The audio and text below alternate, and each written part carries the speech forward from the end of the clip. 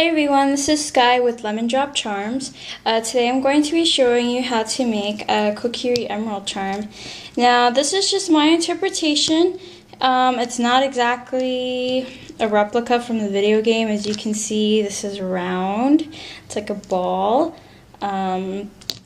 with the gold wrapping around it, and in the game the emerald is actually more cut like an actual gem.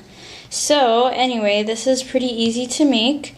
You're going to be needing some green pearl clay, and I use this from Premo. Be advised, they don't make this color anymore. They only have light green pearl. So I had to find this on eBay, but I'm pretty sure there are some sellers out there that still have some in stock, so you might have to do a little searching. If you can find the light green clay and make it a little darker to get this color, then you should be fine. Also, I use, it's called jewelry gold, and this is a Sculpey III. Okay, and of course you'll be needing your eye hooks, which is what we're going to use to screw into the charm itself. Whatever lanyard or jump rings, and some glaze to have make it have a nice glossy finish. Okay, so first I'm going to start off with the green pearl clay. Okay, they come in sections of 4. So I'm just going to cut this section off. Okay, so now I have one section here, and I'm going to use maybe about half of this section. You know, obviously you can use more or less depending on how big you want the charm to be. Okay, so you're going to take your half of a section of green clay, you're going to condition it. Okay, now that my clay is conditioned, I'm going to roll it into a ball. We're going to put this aside. We're going to take some of our jewelry gold clay. Now all I have is a section left. I'm going to use maybe about 1/3 of this section. Okay. I'm kneading the gold clay. As you can see, some of the parts of the clay are falling off. That means my clay is actually pretty brittle, pretty dried out. So I'm going to knead it as much as I can to get it back into a desirable consistency. If you find that your clay is still pretty brittle, what you can do is, I have here just some regular baby oil that I put into a squeeze bottle. I'm going to squeeze about a drop, just a really small drop of oil. You can put a drop or two, depending on how brittle your clay is, and just work it into the clay. So what I'm going to do is roll it into a ball.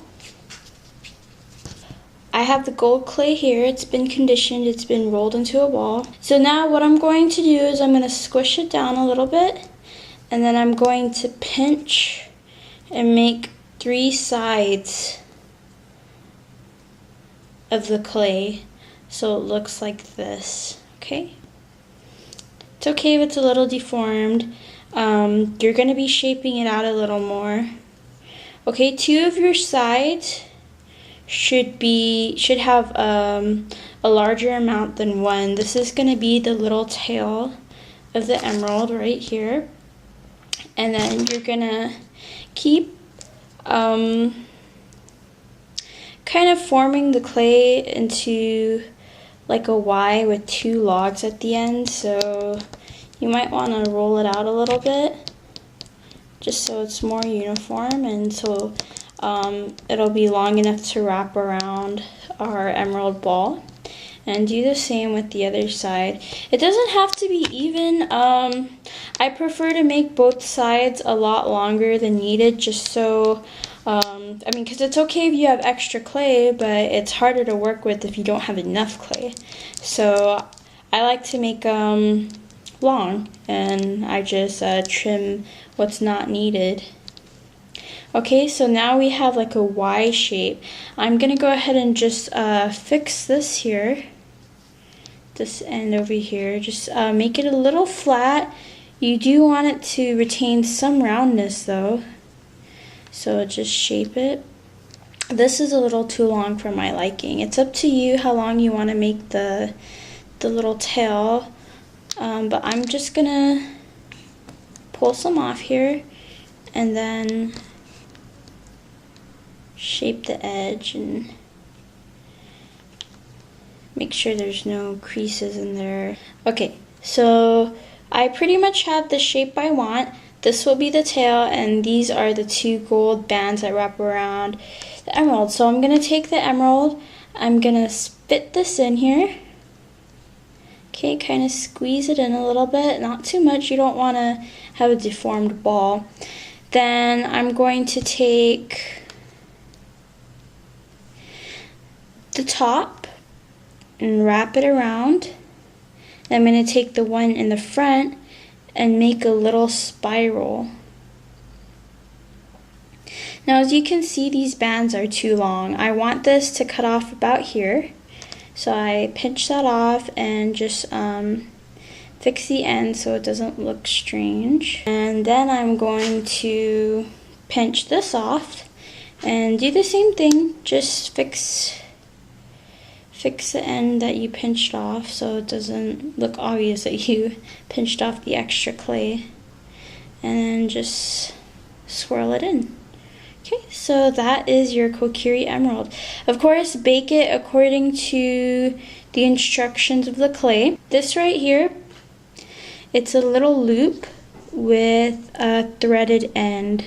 I don't know if you can see it, but I personally like to screw it in after it's baked. Of course, after that's screwed in, you're going to glaze it, and I usually use Sculpey gloss glaze. Okay, and after you glaze it, you're pretty much done. You can attach a jump ring to this eye screw and add like a little keychain or a lanyard, and this is what the finished product looks like. Okay, if you have any questions, feel free to leave me anything in the comments, suggestions, complaints, whatever.